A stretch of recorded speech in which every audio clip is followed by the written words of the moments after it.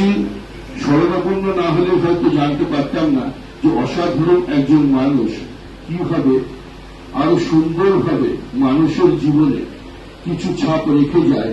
সেই ছাপটা আমাদের মধ্যে দীর্ঘদিন ধরে, বহু বছর ধরে রেখে গেছে। তার জন্য স্যারকে আমি শতকোটি প্রণাম জানাই। যে মানুষটা না থাকলে হয়তো আমরা আমাদের এই সংগঠনকে একটি জায়গায় নিয়ে যেতে পারতাম না। তাই এখানে অনেক মহান মহান ব্যক্তিরা বসে আছেন, যারা যাদের কর্মজীবনে মানুষকে শিখিয়েছেন কোনটা ন্যায় কোনটা অন্যায়। তাদের দেখেই আমরা শিখছি, আমরা আরো শিখব এবং প্রত্যেকটা মানুষকে বলব এই বইটি উন্মোচনের পরে সবাই এই বইটি সংগ্রহ করার চেষ্টা করবেন এবং বইটি ভালোভাবে পড়ে নিজের জীবনে কিছু যাতে ফল পান আপনারা, সেটা চেষ্টা করে দেখবেন। অসাধারণ লেখা, তার মধ্যে বহু লেখা রয়েছে যে মানুষের জীবন ধারণাকে পাল্টে দিতে পারে। নমস্কার, থ্যাংক ইউ।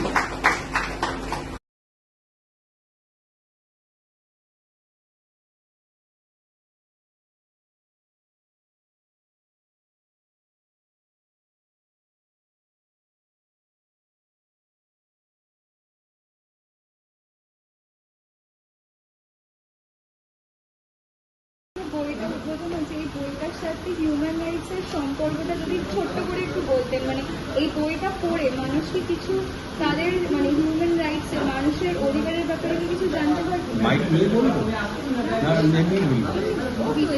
আচ্ছা, মানবিক অধিকার, মানুষের অধিকার। আমরা সমাজে বাস করি, তা এইখানে যে কটা কবিতা রয়েছে সব কিছুই কিন্তু, সবকটাই কিন্তু সমাজের বিভিন্ন ব্যাপার নিয়ে লেখা আছে।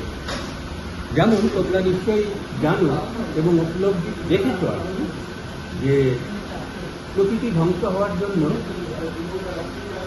কিভাবে প্রকৃতি তার প্রতিশোধ করছে, সেটা নিয়ে একটা কবিতা বসুন্ধরা সম্মেলন, যে তাকে এখন দুমড়ে মুচড়ে ফিরে কেটে তোমরা মনে করছো যে নিজের পায়ে দাঁড়িয়ে আছো, কিন্তু নিজের পায়ে দাঁড়িয়ে নেই। প্রকৃতি যদি না থাকতো, বসুন্ধরা যদি না থাকতো, তাহলে তোমরা থাকতে কোথায়? একদিন কিন্তু তার রোষে তোমাদের পড়তেই হবে। এটা মানবিক বার্তা। এখানে আমাদের গেল 2 বছর ধরে সমাজে যে ব্যাপারগুলো ঘটেছে,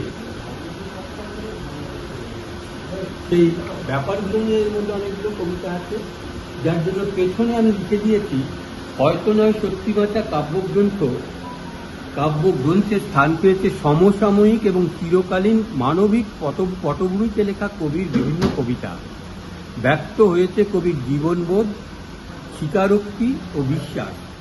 কবি বিশ্বাস করেন রাজনীতি বৃহত্তর সমাজনীতির একটা ক্ষুদ্র অংশ। কবির কোনো কোনো কবিতা আপাত দৃষ্টিতে রাজনৈতিক মনে হলেও আসলে সেগুলিকে কিন্তু সামাজিক কবিতা বলে মনে করেন কবি।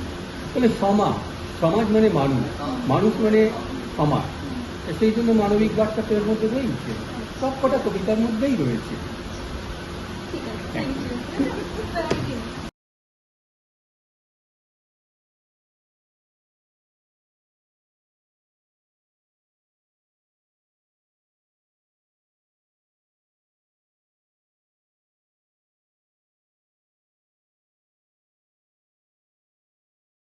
নয় সত্যি বাঁচা,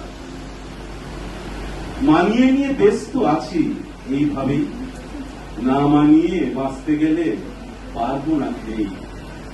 না মানানোর দস্যুগুলো থাকুক কোন ঠাসা, পথ তৈরিয়ে কাটছে তো দিন, জীবন চলছে খাসা।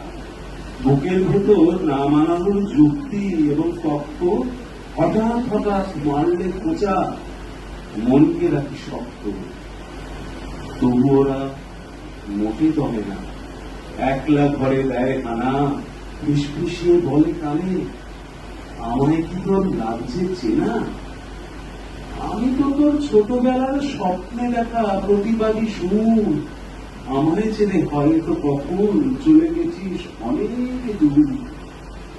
মানিয়ে নেওয়ার হাত ধরে তুই যতই আজ ভালো থাকিস, আমায় ছাড়া বলতো দেখি সত্যি কি তুই বেঁচে আছিস?